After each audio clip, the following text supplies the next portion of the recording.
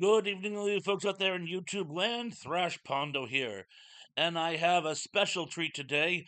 An old-time friend and associate, a Monsieur Rick, or dare I say, Froderick, has presented me with a present for no other reason than he thought I'd be one of the people who would probably appreciate it most, and it is a Mad Magazine Classic Movie Edition from 2023, which is right before Mad Magazine packed it in for the last time. And this is actually a collection of old vintage at the movies uh, post. Now, I'm sure you can guess what the cover art is in reference to, but there's actually a whole bunch of them spanning several decades of moving history.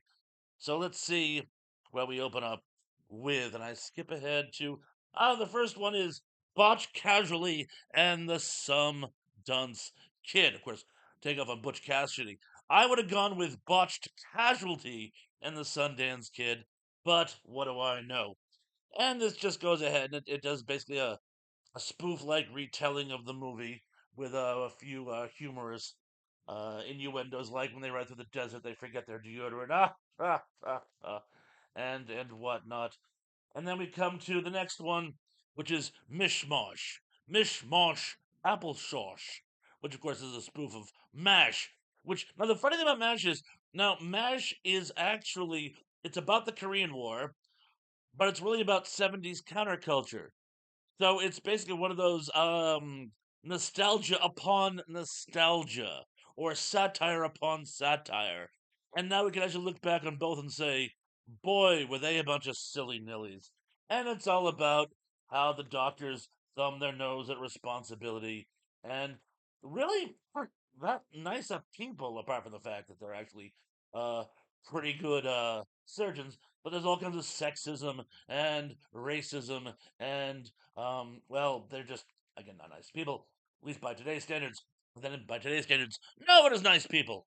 And then we move on to Guess Who's Throwing Up Dinner. You get see what they did there? Guess Who's Throwing Up Dinner, and it's a spoof of Guess Who's Coming to Dinner, which I recently spot lit when I was discussing origins for Night of the Living Dead. Check out the review; you'll see the connection. I promise. But anyway, the irony in this spoof is the fact that after much debate on the upcoming marriage between the young couple, it's actually his parents who intervene and say no, F, and wait. And then we go on to In Cold, In Cold, which is a spoof of In Cold Blood, which I never thought In Cold Blood was a particularly humorous or satire inspiring work, particularly with some of the shenanigans that came out afterwards. So I'm just going to move on to the next one, which is The Postgraduate, which would be the great name for a sequel to The Graduate, but no, it's basically just a retelling of The Graduate where the main character, who is a self absorbed, selfish, narcissistic little snot rag, who we're supposed to feel sorry for, ends up marrying the girl he's been nothing but tragic to the entire time. And as they drive off on the bus, he goes, I miss mommy. And she goes, You already miss your mommy? We've been married for 5 minutes and you're already talking about your. He goes, No, I miss your mommy. Ha ha ha. Ew. Gross. And yet, I loved the movie when I saw it when I was younger. There's a message in there for all of us. Anyway, we move on to then to Jaws, which is a surprisingly tame adaptation of Jaws, but of course it's the whole 9 yards. The three men go off to face a shark, and hilarity ensues. It's actually I still find the cover art funnier than the actual story herein. But anyway, moving forward to the Echo Chist or Echrist or the Echriost or the just. But anyway, and of course, it's a spoof on the Linda Blair breakthrough film, and there is much throwing up and that type of thing. So we all know where this one's going. But again, you couldn't do a '70s movie spotlight without talking about The Exorcist or '70s '50s nostalgia. In this case, it's Grease, which they have altered into Cease. and it's basically just a lot of, shall we say, dated humor from the 50s. But we will move forward, and then oh look at Color Spot. This is actually kind of cute. It's about an usher wanting to know why the guy's still in the theater after everyone else has left, and he's stuck to the seat because the kids have left all their gum all over it. And then we have a rare color installment, and it's Raiders of the Lost Art. And the art in this is actually really, really good. They generally avoided doing color because it was so expensive, but this actually came out fairly well. And oh, here we have another one of those one-page jokes. And lady is in the theater with a very large and obtrusive hat that people behind her to ask her to take off her hat. And she's like, I'm not wearing a hat. As it turns out, it's some weird bird that's nested in her hair and flies off with her. We then move on to Raging Bully or Raving Bully or Raging Raver. Or in any event, it's the De Niro adaptation of the story of Jake LaMotta, which, by the way, for you film buffs out there, is the first film which paired him with Joe Pesci.